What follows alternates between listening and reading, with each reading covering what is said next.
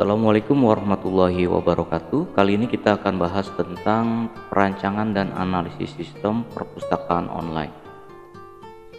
Perpustakaan online ini akan diimplementasikan di sebuah perguruan tinggi. Baik, kita akan analisis apa aja kebutuhannya.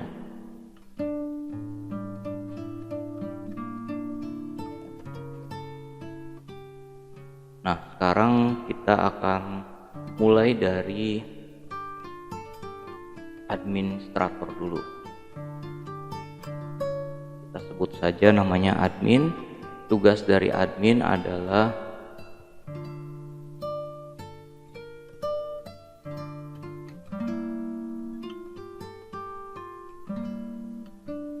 di sini ada validasi member baru. Kemudian yang kedua adalah misalkan dia menginput atau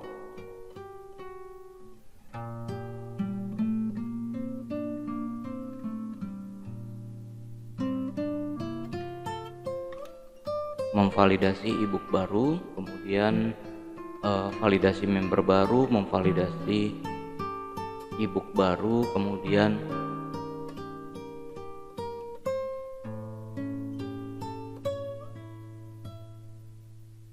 ada juga misalkan database member dan book ya. Nah, ini yang dilakukan oleh admin. Kemudian kita lanjut lagi misalkan ada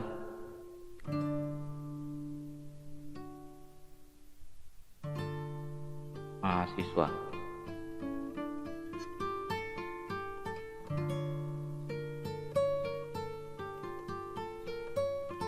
Nah, ini ya, ada mahasiswa, alumni sama dosen.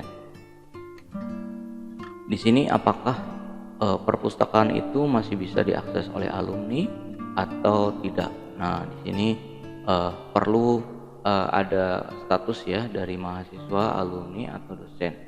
Maka di sini diperlukan pekerjaan yang ada adalah pertama dari mahasiswa. Kalau sudah menjadi mahasiswa, alumni atau dosen, di sini mempunyai hak akses, bisa melihat buku, kemudian mencari buku, kemudian menambah buku, kemudian melihat, mencari, menambah. Oke, ini untuk mahasiswa dan dosen ya, alumni dan dosen. Kemudian untuk publik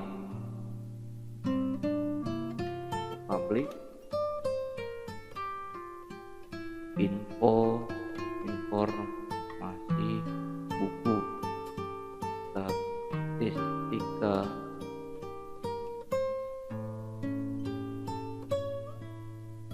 buku, kemudian daftar member.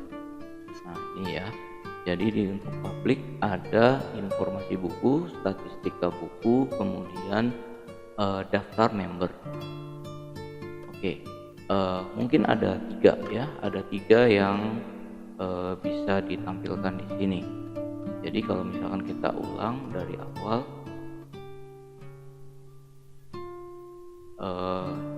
admin adalah untuk validasi member baru, kemudian memvalidasi e-book baru, kemudian database member dan e-book ya. Nah, di sini mungkin tidak seperti itu ya. Kita langsung saja namanya, misalkan menambah member baru, kemudian menambah e-book baru. Nah, apa bedanya menambah member atau daftar member sama daftar e-book baru? Kalau dilakukan oleh admin, ini langsung otomatis valid. Jadi kalau misalkan tidak dilakukan oleh admin, maka itu harus divalidasi dulu. Nah, sekarang ini adalah ada tiga entitas yang terlibat di dalam penyusunan untuk diagram konteks perpustakaan online ya. Ada admin, ada user, ada calon user atau publik. Oke, sekarang kita akan buat bagaimana gambar diagram konteksnya. Untuk menggambar diagram konteksnya bisa coret-coret biasa ya. Kita coba saya gunakan untuk mempermudah, saya menggunakan Microsoft Visio supaya lebih mudah gambarnya ya. Nah, seperti ini gambar Microsoft Visio. Jadi bisa menggunakan Word biasa juga bisa ya. Nah, sekarang untuk diagram konteks kita beri judul dulu di sini supaya kita tidak lupa bahwa kita sedang mengerjakan diagram konteks perpustakaan online.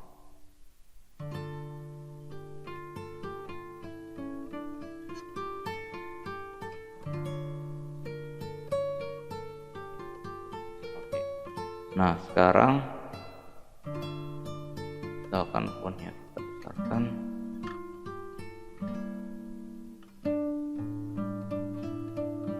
Nah, nama sistem kita itu ditulis dalam lingkaran seperti ini ya. Jadi nanti bisa membuatnya dalam bentuk lingkaran.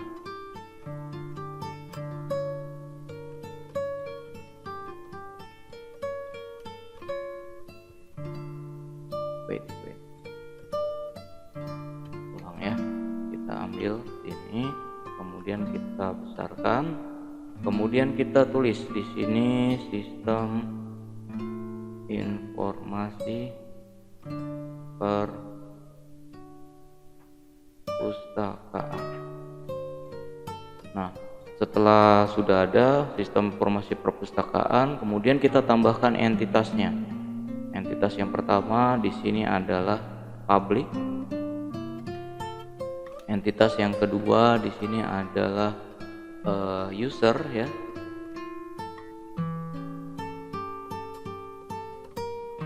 Entitas yang ketiga di sini ada admin.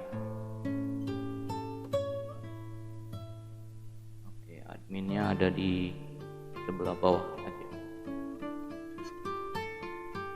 Nah, ini kita sebut admin. Oke, tadi sesuai dengan yang ada di tulisan ini ya.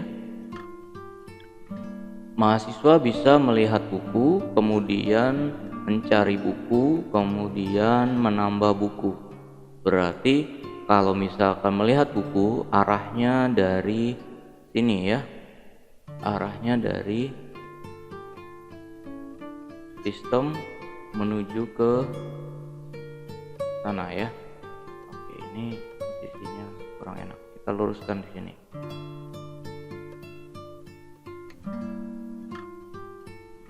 Melihat buku berarti dari sini kita kasih garis ke sini dengan panah menuju ke user. Jadi di sini kita kasih nama melihat. Kita kasih nama melihat. Kemudian di public juga, public ini nggak bisa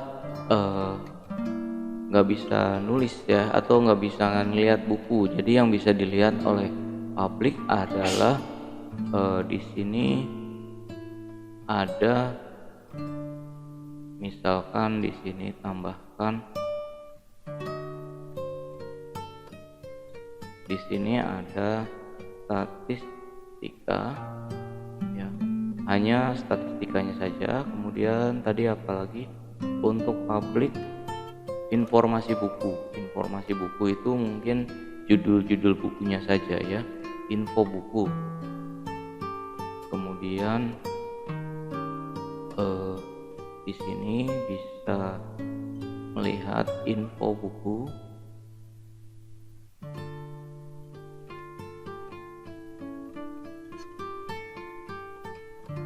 info buku ya, terus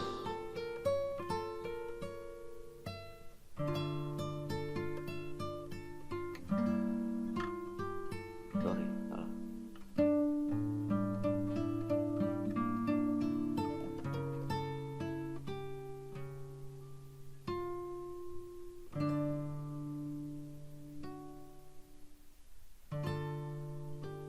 Ini ada info buku, kemudian ada lagi kita bisa isikan dia daftar ya. Di sini ada daftar.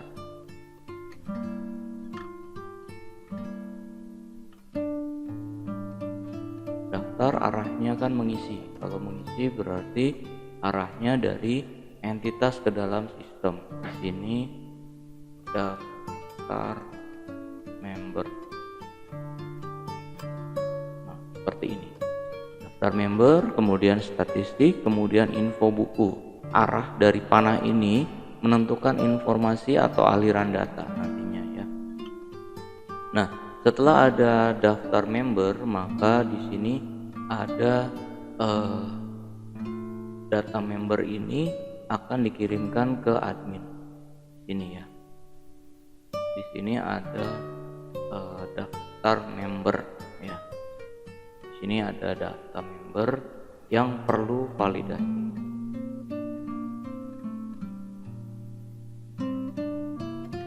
Oke, selanjutnya habis ada daftar member yang ditampilkan ke admin, kemudian di sini kita tambahkan lagi ke atas arahnya, berarti di sini isinya adalah validasi member.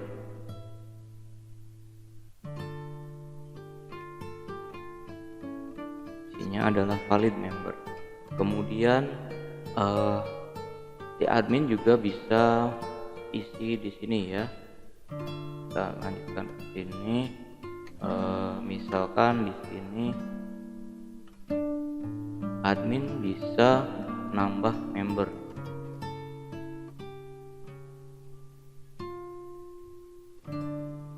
Nambah member, kemudian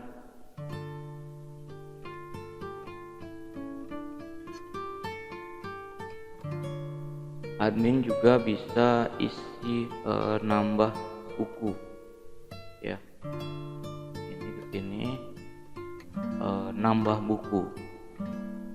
Jadi ada nambah member, kemudian ada nambah buku.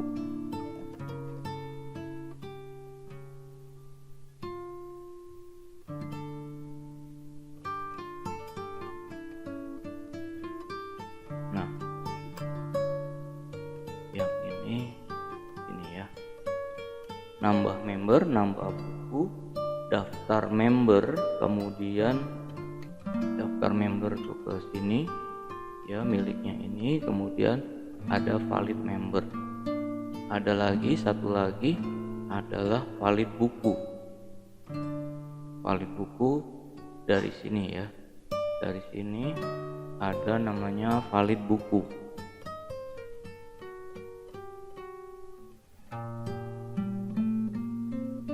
Ini validasi buku. Oke. Itu yang dilakukan oleh admin ya. Nah, kemudian untuk user dia bisa melihat buku, kemudian bisa juga mencari buku. Karena mencari memasukkan keyword, maka arahnya dari sini ke sini dulu, melihat ya. Kemudian di sini ada mencari ya, mencari buku. Kemudian ada lagi menambah buku.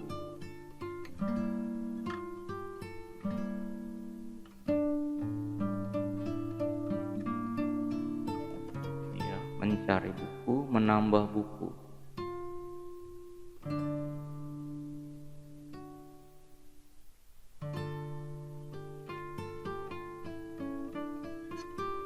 User bisa menambah buku. Isi keterangannya di sini.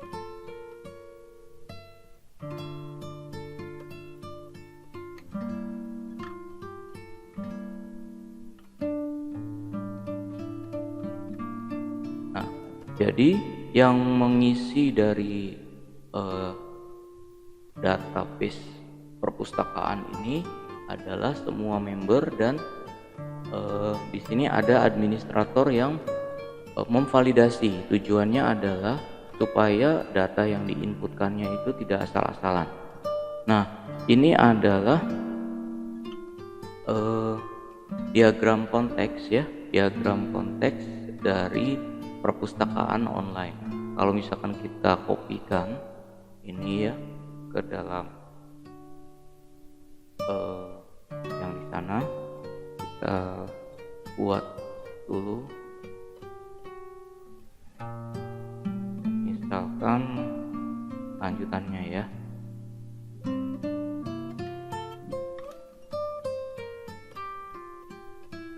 Ini nambahkan new slide.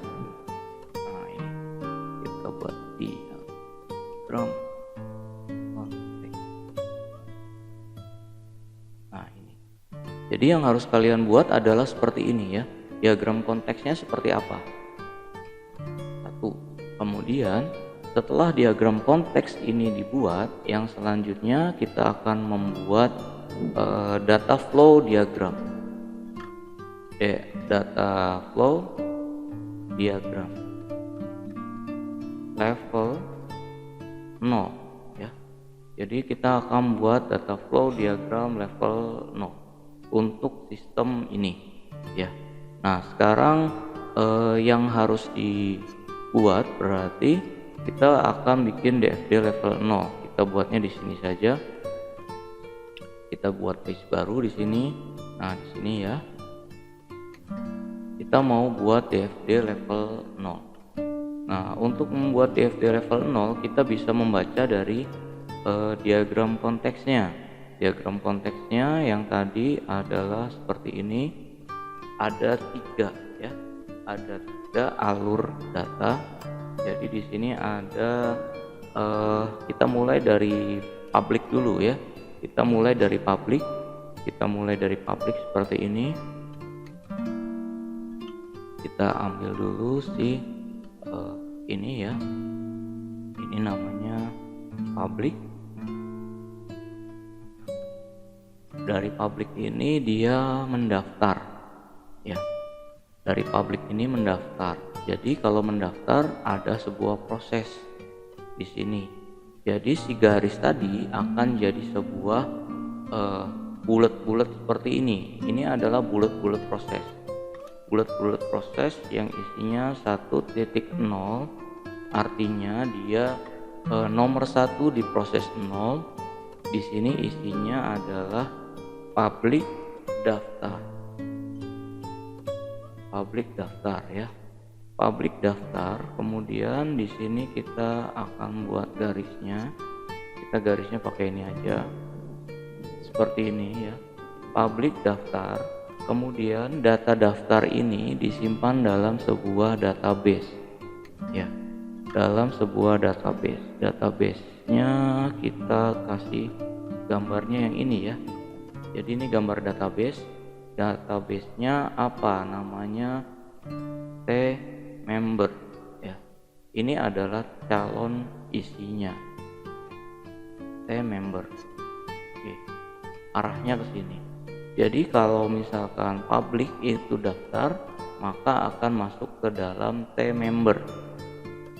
Nah, dari member ini kemudian akan masuk ke dalam si admin ya.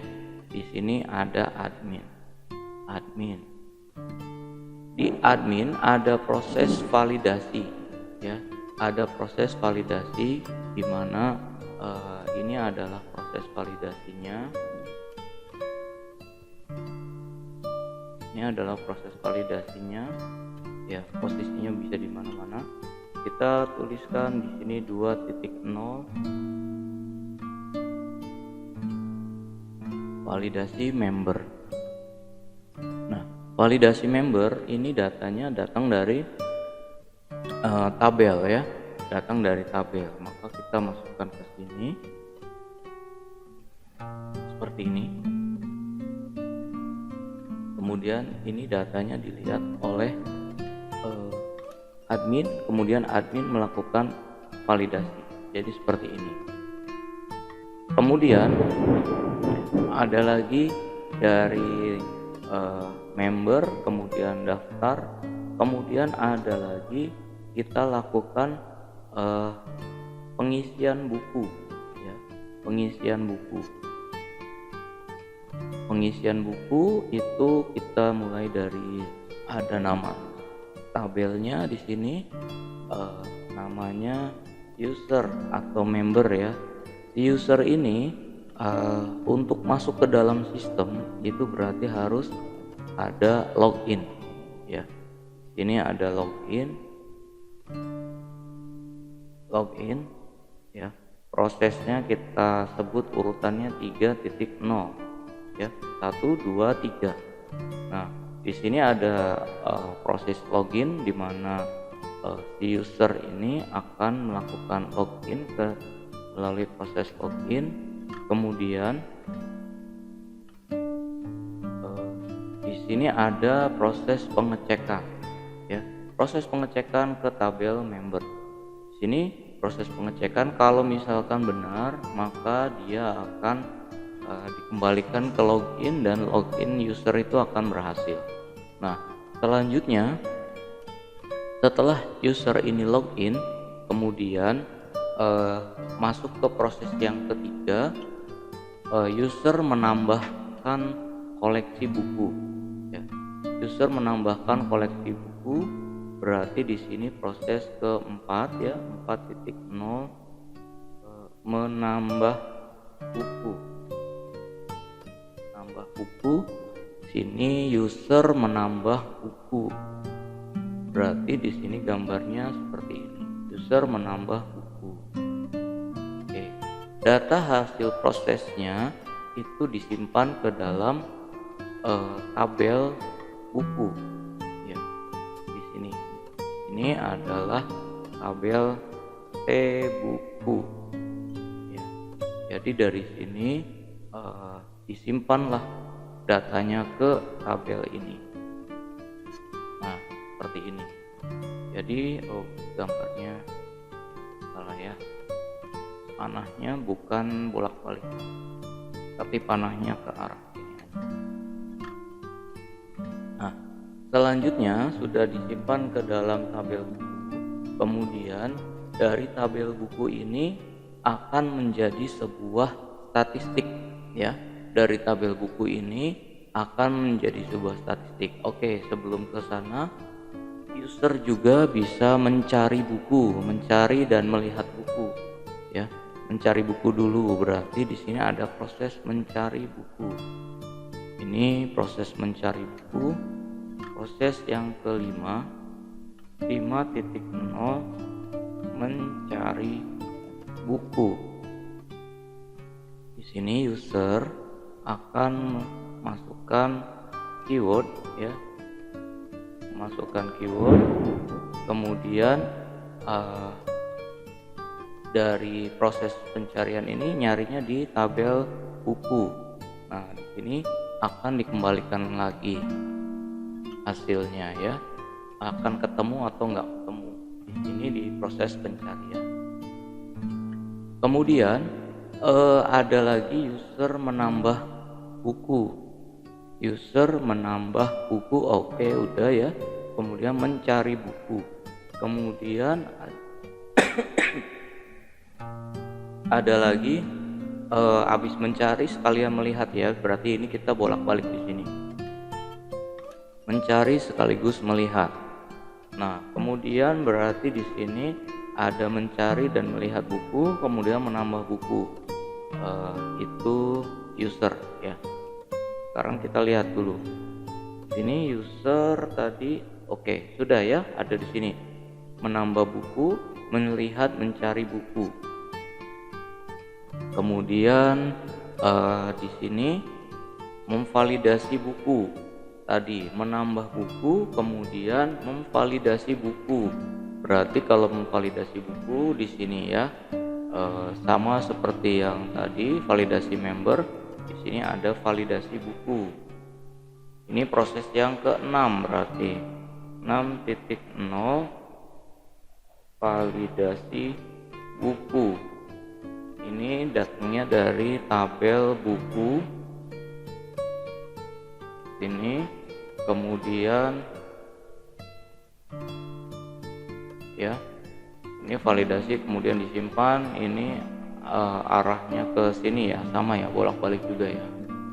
Proses validasi member ya, ini juga validasi member, ini bolak-balik. Kalau misalkan valid apa enggak valid itu dikembalikan ke datanya lagi. Selanjutnya sudah ada proses validasi, kemudian admin melihat buku ya, admin melihat buku, mencari dan melihat.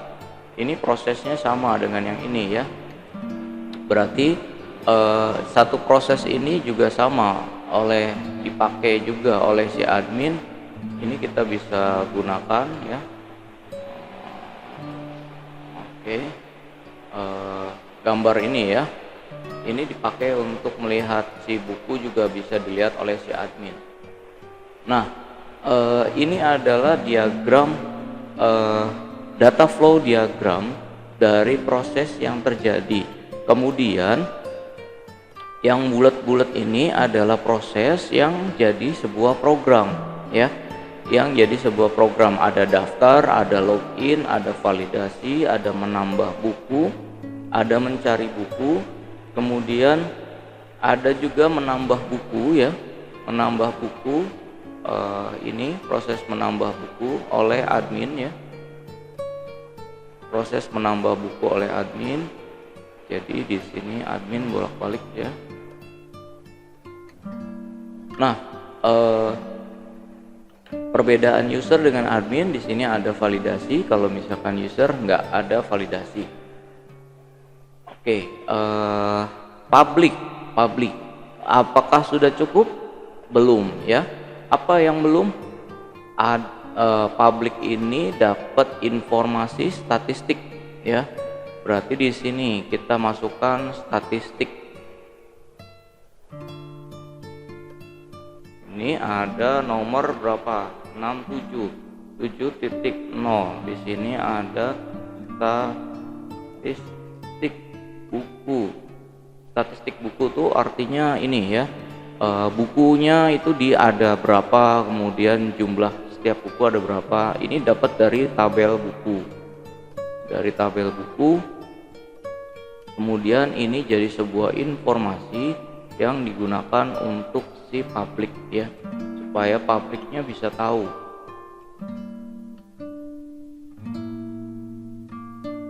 Nah itu ya arah informasinya, arah informasi statistik. Kemudian ada lagi publik tadi, apa satu laginya? Daftar member, statistika, info buku. Oke, statistik sama info buku dijadikan satu ya. Info buku. Sorry, kemana ini?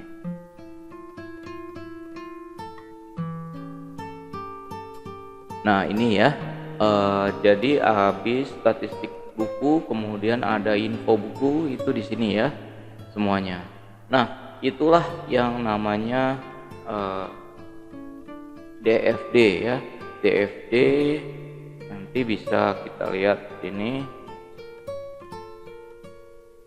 Ini adalah DFD level 0 ya, DFD level 0.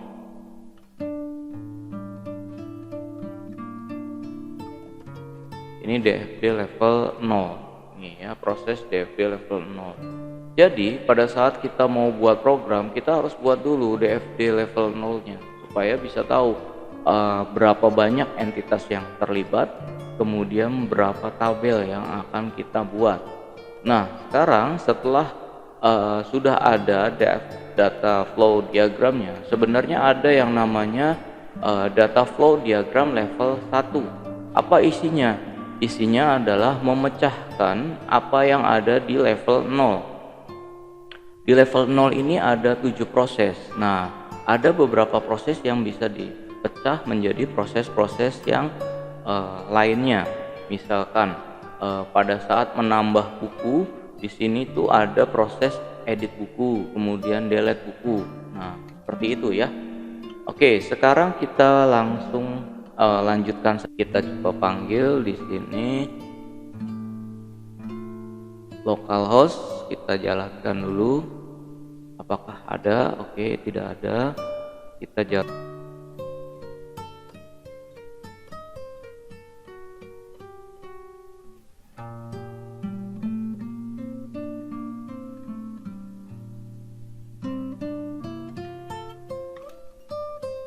Ya, udah jalan. Bentar.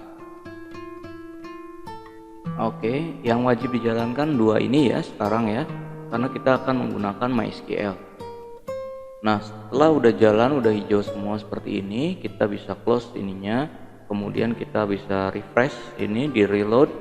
Nah, kemudian kita masuk ke phpMyAdmin. Kita mau membuat database ya, database perpustakaan. Kita masuk ke phpMyAdmin, kemudian ini tampilan phpMyAdmin. Kemudian kita pilih database ya di sini. Terus kita buat databasenya. Kita membuatnya pakai huruf kecil semua ya. Misalkan DB perpustakaan, nggak boleh menggunakan spasi ya. Kita create seperti ini. Oke, sudah di create. Ini ya databasenya. Sekarang masuk ke sini, ada pertanyaan, kita mau buat tabel apa? Nah, sekarang kita mau buat tabel, misalkan di sini ada tabel member ya, tabel member, isinya 4 dulu deh. Isinya misalkan ID ya, ID member ini nanti diisi menjadi pakai NIM atau pakai NIP ya. Misalkan isinya 20 ya. Nah, supaya satu orang punya ID member satu, nanti di primary ya. Ini varchar ya, karena isinya teks ya. Misalkan nama yang terpanjang 40 karakter, kemudian di sini HP ya. HP itu penting untuk ininya ya, misalkan nomor HP-nya 12.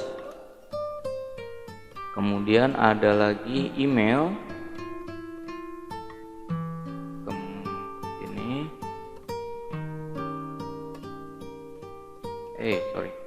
emailnya misalkan 40 ya.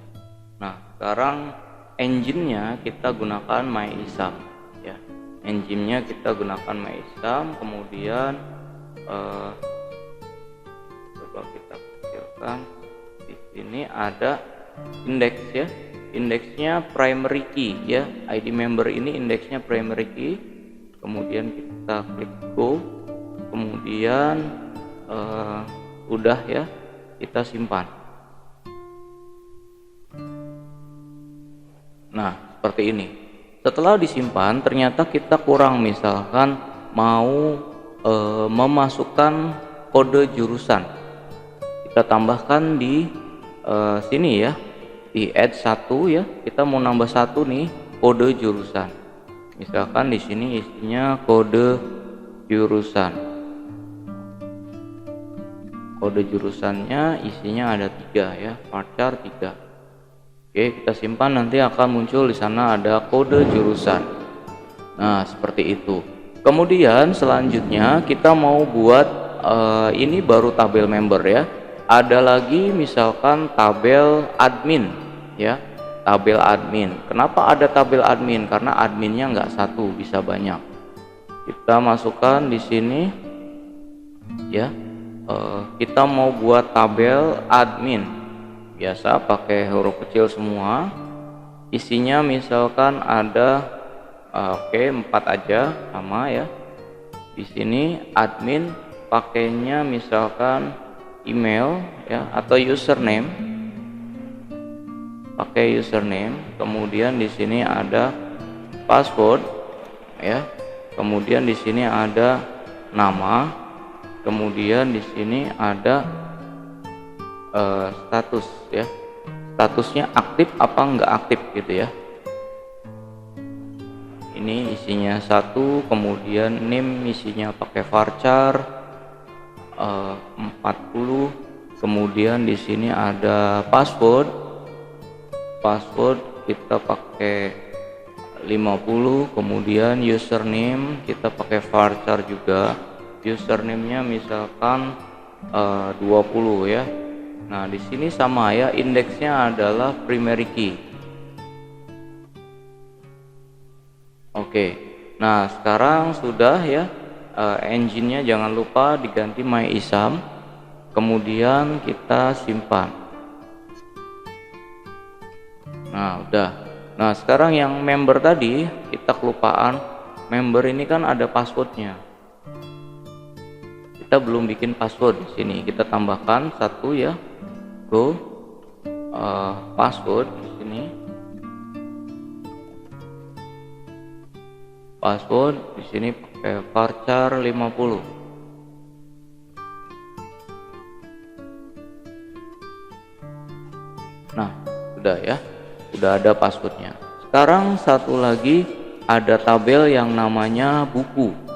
Ya, kita mau buat tabel buku. Misalkan di sini isinya tulisannya buku. Nah, isi buku adalah apa aja isinya. Misalkan ada 6 ya. Ada 6. Nanti kita lihat 6 itu apa. Di sini ada ID buku. Isinya adalah misalkan ada 5 ID. Kemudian di sini auto increment, kemudian primary key, kemudian ada judul. Judul pakai varchar ya, misalkan judulnya 255, panjang sekali. Kemudian ada penerbit. Di sini penerbit pakai varchar. Misalkan 50. Kemudian ada tahun. Di sini pakai varchar 4 ya. Kemudian ada kota, ini pakai varchar juga, misalkan 20. Kemudian di sini ada apa lagi, keterangan atau stok ya, bukan stok ya, keterangan ya, keterangan aja ya, keterangan. Di sini pakai teks ya yang panjang. Di sini jangan lupa kita pakai MyISAM, kemudian kita simpan. Nah, kita sudah selesai membuat tabel-tabel dari